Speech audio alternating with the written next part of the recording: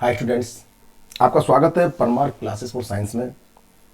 और बच्चों, आज आपकी दो फरमाइशें आज हम अपने वीडियो में पूरी करेंगे। जो इंग्लिश मीडियम वाले बच्चे थे जो बोल रहे थे सर इंग्लिश मीडियम में भी प्रश्न डाल दीजिए, तो उनके लिए इंग्लिश मीडियम में भी प्रश्न लिखे गए हैं, सॉल्व भी कराएंगे।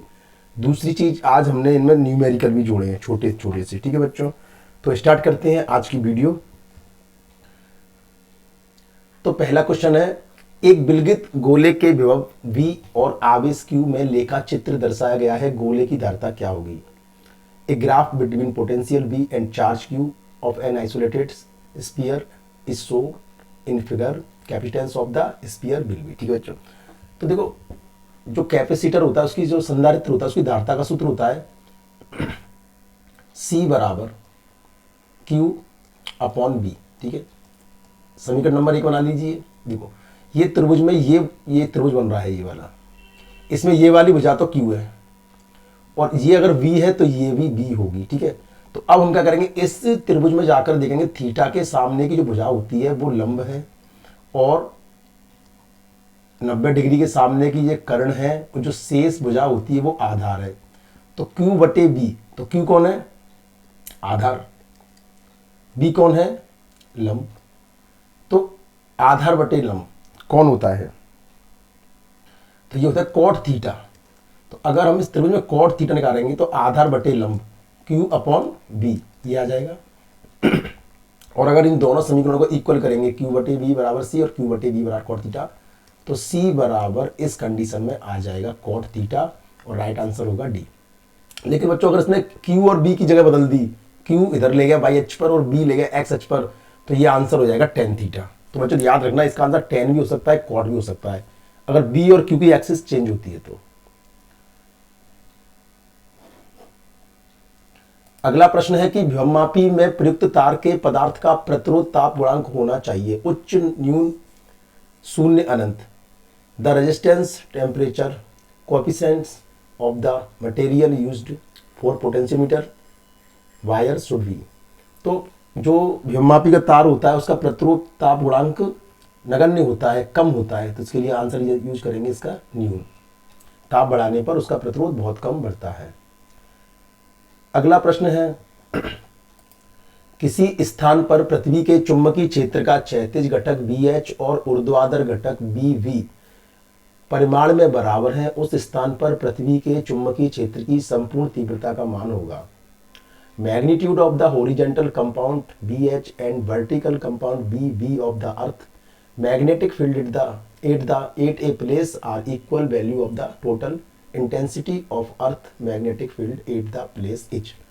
तो बच्चों जैसा कि हम जानते हैं कि किसी भी स्थान पर पृथ्वी का जो मैग्नेटिक फील्ड होता है उसकी डायरेक्शन कुछ इस तरीके से होती है B, और उसका जो क्षैतिज घटक है ये वाला BH जो कि हॉरिजॉन्टल कंपाउंड है, और इसका जो ऊर्ध्वाधर घटक है वर्टिकल जो कंपाउंड है BB। तो इन दोनों को जोड़ेंगे तो इसका एक फॉर्मूला लिखा है कि B बराबर under root BH square upon BB square. Chapter जो 5th है उसमें दे रखा है। अब ये दोनों बराबर हैं, मतलब BH और BV दोनों बराबर हैं, तो BH की जगह हम BV लिख सकते हैं और BV की जगह BH लिख सकते हैं। तो आंसर हमारा BH में है, तो यहाँ लिखेंगे BH square plus BH square बराबर अंडर रूट 2BH स्क्वायर, मतलब अंडर रूट 2BH। तो इसका आंसर हो जाएगा 7।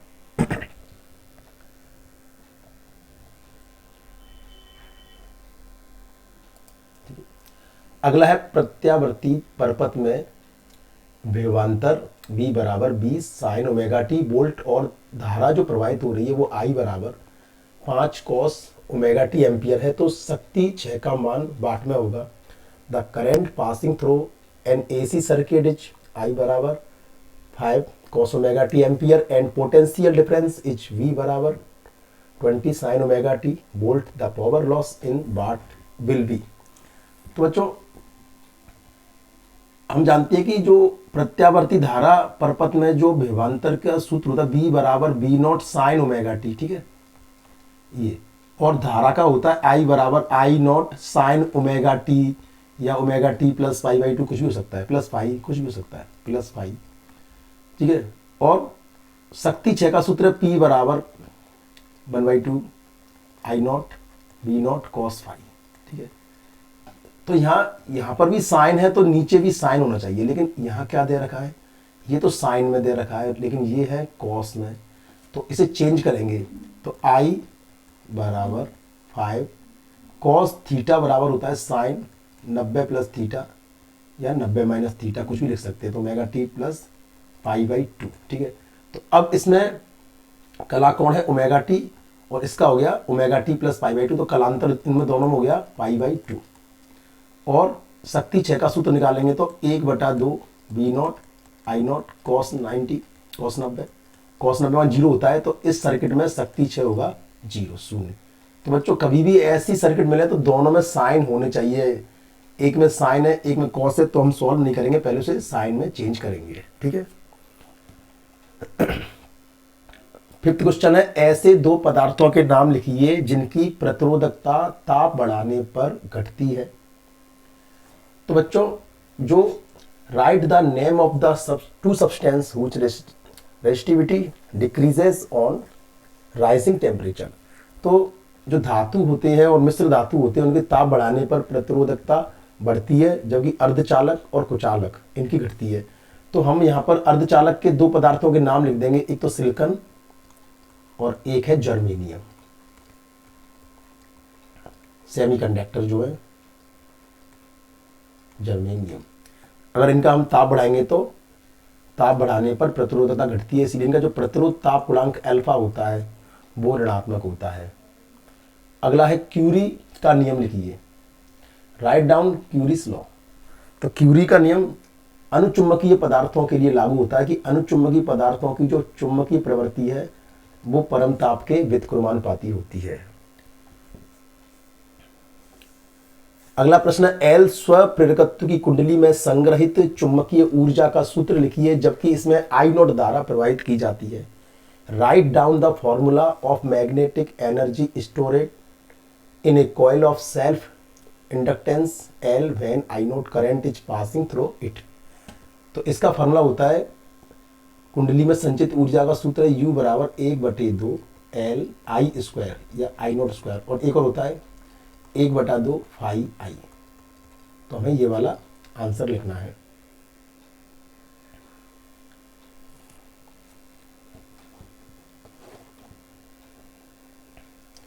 अगला है तांबे की। आप एक तो प्रश्न है कि आपेक्षिक विद्युतशीलता की परिभाषा लिखिए, और अगला प्रश्न है तांबे के परावैद्युतांक का मान लिखिए।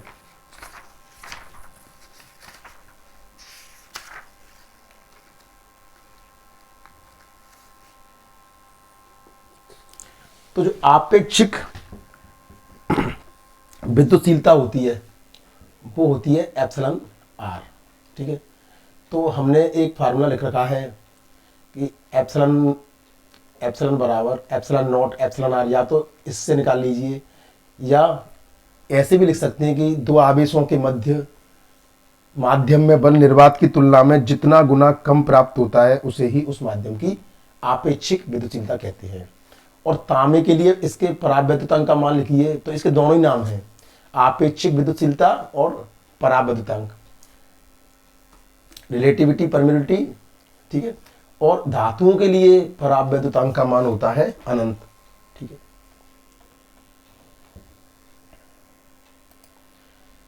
अगला है समव्यव पृष्ठ किसे कहते हैं, बिंदु धनात्मक आवेश के कारण समव्यव पृष्ठ का चित्र बनाइए। Right is an equipotential surface, draw diagram to show equipotential surface due to a positive point charge. समव्यव पृष्ठ क्या होता है, विद्युत क्षेत्र में खींचा गया एक ऐसा पृष्ठ जिसके प्रत्येक बिंदु पर विद्युत विभव का मान समान होता है, और बिंदु आवेश का समव्यव पृष्ठ धनात्मक। तो बच्चों देखो ये धनात्मक बिंदु आवेश है, और विद्युत क्षेत्र रेखाएं जो इलेक्ट्रिक लाइन ऑफ फोर्स हैं वो इससे लंबवत निकलती हैं इस तरीके से, ठीक है। ये अगर ये प्रश्न आ जाए कि धनात्मक बिंदु आवेश की विद्युत क्षेत्र का बनाइए तो ये बन जाएगा। और इस पे जो इस तरीके से ये क्या बन जाएंगे, समविभव पृष्ठ। सेल की टर्मिनल वोल्टता और विद्युत भागबल में अंतर लिखिए। देखो बच्चों, जब सर्किट होता है तो उसमें एक तो बाहरी परपथ होता है, मान लीजिए वायर है, तार है, इसका प्रतिरोध R है, ठीक है, और इसमें हमने जोड़ दिया एक सेल प्लस माइनस, ये उसका आंतरिक प्रतिरोध है स्मॉल r, और यहाँ पॉइंट हमने टर्मिनल A ले लिया सेल का, और ये B है, ठीक है। अब इस पूरे परपथ में Q बराबर 1 कूलम आवेश को जब प्रवाहित करेंगे तो सेल द्वारा कार्य किया जाएगा। तो इस 1 कूलम आवेश को संपूर्ण परपथ में, बाहरी परपथ में और सेल के अंदर जो ये आंतरिक परपथ है, इसमें घुमाने में सेल द्वारा जो कार्य किया जाता है वह कार्य विद्युत वाहक बल कहलाता है। और केवल बाहरी परपथ में सेल द्वारा 1 कूलम आवेश को एक टर्मिनल से दूसरे टर्मिनल तक घुमाने में सेल द्वारा जो कार्य किया जाता है वह कार्य टर्मिनल वोल्टता कहलाती है। तो हमेशा विद्युत वाहक बल ज्यादा होता है और टर्मिनल वोल्टता हमेशा कम आती है।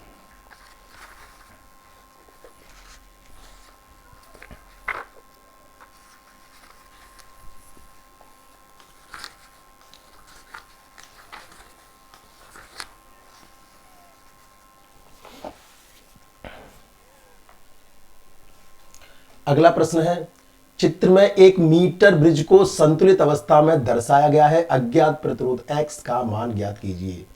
इन figure a metre bridge is shown in its balance position, find the value of unknown resistance. तो बच्चों, जब हमने मीटर ब्रिज का डेरिवेशन पढ़ा था तो ये जो प्रतिरोध था वो R होता है और ये होता है S, ठीक है, और ये होती है संतुलित लंबाई A से B तक की दूरी, जहां विक्षेप शून्य आ जाता है संतुलित लंबाई, तो ये मिलती है यहाँ पर L। तो इस कंडीशन में एक सूत्र था S बराबर 100 minus L upon L into R, ठीक है। तो अब तक तो क्या होता है, जो R वाली जगह जहां X लिख रहा है यहाँ पर प्रतिरोध देके ये वाला प्रतिरोध पूछ लेता था, लेकिन इसमें इसने घुमा दिया। तो याद रखना ये जगह हमेशा R की है, ये जगह हमेशा S की है। तो कभी वो S भी पूछ सकता है, कभी वो R भी पूछेगा। तो ये बच्चों ये याद रखना, ये जगह R की है, ये S की है। तो इस प्रश्न में S दे रखा है, R पूछा, तो S की वैल्यू है 11 ओम, 100 माइनस संतुलित लंबाई 45 अपॉन 45 45 इंटू R, ठीक है। तो ये बन गया 11 बराबर 55 बटा 45 इंटू R। तो R बराबर 45 गुणा 11 अपॉन 55। तो 11 से कट गया 5 बार और 5 से कट गया 45 9 बार, तो R बराबर 9 ओम। इस टाइप के प्रश्न बच्चों राजस्थान बोर्ड में काफी पूछे जाते हैं। अगला है 10 सेमी औसत त्रिज्या के एक टॉरॉयड में 1000 फेरे हैं, इसमें 0.1 एम्पियर की धारा प्रवाहित करने पर टॉरॉयड की अक्ष पर चुंबकीय क्षेत्र का मान ज्ञात कीजिए। A toroid of mean radius 10 centimetre has 1000 turns when 0.1 ampere current is passing through its calculate magnetic field on its axis। तो बच्चों देखो, यहाँ त्रिज्या दे रखी है, त्रिज्या दे रखी R बराबर 10 सेंटीमीटर से मीटर बदलेंगे तो 0.1 मीटर, फेरे हैं 1000, करंट है 0.1 एम्पियर। तो चुंबकीय क्षेत्र का मान ज्ञात कीजिए। तो इसका एक फॉर्मूला है B बराबर म्यू नॉट NI, ठीक है, और B बराबर म्यू नॉट N की जगह लिखेंगे capital N upon 2 pi small r into I, ठीक है। तो अब म्यू नॉट की जगह हम लिख देंगे, म्यू नॉट की जगह लिखेंगे, यहाँ पर लिख लेते हैं B बराबर म्यू नॉट का मान होता है 4 पाई गुणा 10 की घात माइनस 7, N 1000 मतलब 10 की घात 3 लिख सकते हैं 1000 को, अपॉन 2 पाई 0.1 इंटू 0.1, ये कैंसिल हो गया, 2 पाई से ये कट गया 2 बार। तो फाइनली जो आंसर आया है 2 गुणा 10 की घात माइनस 4। और बच्चों मात्रक जरूर लगाना है टेस्ला। अब देखो बच्चों, यहाँ पर भी एक प्रश्न है, एक प्रत्यावर्ती धारा परपथ में किसी समय t पर वोल्टता B बराबर 200 sine 157 t cos 157 t volt और धारा है I बराबर साइन 314 t प्लस π/3 एम्पियर। इस स्थिति में गणना कीजिए आवृत्ति वर्ग माध्य मूल वोल्टता, परपथ की प्रतिबाधा और शक्ति गुणांक। At any time t in an AC circuit potential is V बराबर 200 sine 157t cos 157t volt and current is I बराबर equal sine 314t plus pi by 3 ampere. In these cases calculate frequency root mean square value of voltage impedance of circuit power factor. तो बच्चों फिर वही बात निकल के आई यहाँ पर भी। देखो यहाँ तो ये साइन है, ठीक है, लेकिन जहाँ यह साइन 157t कॉस 157t है, ये समीकरण बिल्कुल साइन की फॉर्म में बिल्कुल कन्वर्ट करनी पड़ेगी हमें। तो क्या करेंगे हम, एक फार्मूला है कि 2 साइन ए साइन बी नहीं कॉस बी, 2 साइन ए और कॉस बी, क्योंकि कॉस ए, क्योंकि देखो यहां पर भी ए की वैल्यू कोण जो है 157t है और ये समान है, तो ए लिखेंगे, अलग अलग होते भी लिखते। ये इक्वल होता है साइन 2a, ठीक है, लेकिन यहां पर 2 नहीं है तो ये कन्वर्ट हो जाएगा sine a cos a is equal sine 2a/2, ठीक है। तो इसे पहले सही करेंगे, b बराबर 200। अब ये जो लिख रहा है साइन 157t कॉस 157t, ये 157t, ठीक है। तो ये हो गया, इसे इस फॉर्मूले से इसमें कन्वर्ट करेंगे तो b बराबर 200 साइन 2a 157t अपॉन 2 से ये कैंसिल हो जाएगा, तो b बराबर 100 साइन 157 इंटू 2 करेंगे तो 314t। अब ये समीकरण बनानी पड़ी, यहां धारा की दी रखी है I बराबर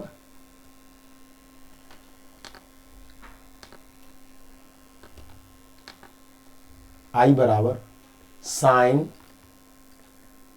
314t प्लस पाई बाई 3। अब ये समीकरण हमें खुद तैयार करनी पड़ी है हमें। अब यहां से हमें क्या मिलेगा, देखो बच्चों, एक तो हमें ये बी नॉट की वैल्यू मिल गई, बी नॉट की वैल्यू है 100 वोल्ट।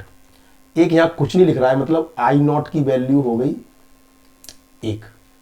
ओमेगा का मान कहीं से चेक कर ले, यहां से ओमेगा की वैल्यू मिल गई, कोण की आवृत्ति 314, और यहाँ कोण कितना 314t और यहाँ कितना 314t प्लस पाई बाई 3, तो दोनों में कलांतर जो है फेज डिफरेंस है वो पाई बाई 3 है, ठीक है बच्चों। अब हमारे पास सब मान आ गए हैं, अब हम इनका सॉल्यूशन निकालेंगे। उसने पूछी आवृत्ति, तो आवृत्ति जो फ्रीक्वेंसी होती है उसे कैसे निकालेंगे, तो omega is equal to 2 pi f, तो एफ बराबर ओमेगा अपॉन 2 पाई। ओमेगा की वैल्यू कितनी है 314, तो एफ बराबर 314 अपॉन 2 3.14। पाई की वैल्यू 3.14 से ये कट जाएगा 100 बार और 2 का भाग लगाएंगे तो 50 हर्ट्ज। तो बच्चों भारत में जो प्रत्यावर्ती धारा है उसकी आवृत्ति 50 हर्ट्ज होती, तो ज्यादातर कंडीशन में यही आंसर आता है। बी वर्ग माध्य मूल वोल्टेज BRMS, तो BRMS किसी का भी वर्ग माध्य मूल निकालना है, चाहे धारा का वोल्टेज, उसके शिखर मान में √2 का भाग लगा दूं, या हम ये भी लिखते हैं कि B नॉट इंटू 0.707, कि 1/√2 की वैल्यू होती है 0.707। B नॉट का मान है 100 इंटू 0.707, तो ये आंसर आता है 70.7 वोल्ट। अब आता है प्रतिबाधा, तो बच्चों एक सूत्र होता है B बराबर IR, तो B बराबर IR, R की जगह हम यूज करेंगे बाधा, तो यहाँ शिखर मान दे रखे हैं तो शिखर मान लिख देंगे, तो Z बराबर B not upon I not. अब B नॉट की वैल्यू है 100, I नॉट की है 1, तो इसका जो प्रतिबाधा आएगी वो आएगी 100 ओम। और शक्ति गुणांक पावर फैक्टर जो होता है cos फाई, शक्ति गुणांक होता है cos फाई, मतलब धारा के और वोल्टेज के मध्य कितना कालांतर है पाई बाई 3, मतलब 60 डिग्री, और cos 60 डिग्री हमारा होता है 1/2, 1/2। तो शक्ति गुणांक बच्चों आ गया है 1/2। तो बच्चों हमारा प्रयास यही रहेगा कि 20 मार्च तक हम आपको प्रतिदिन 1 या 2 इस तरह की वीडियो डालते रहें, हिंदी मीडियम इंग्लिश मीडियम में, छोटे प्रश्नों की, न्यूमेरिकल्स की। और मेरा पूरा भरोसा है बच्चों, पूरी उम्मीद है कि इनमें से काफ़ी प्रश्न आपको राजस्थान बोर्ड में देखने को मिलेंगे। तो बच्चों अगर आपको वीडियो अच्छी लगी हो और आपको कोई भी शिकायत हो तो आप कमेंट में ज़रूर बोलें, उसी अनुसार आपको वीडियो भी उपलब्ध करा दी जाएगी। Thank you students.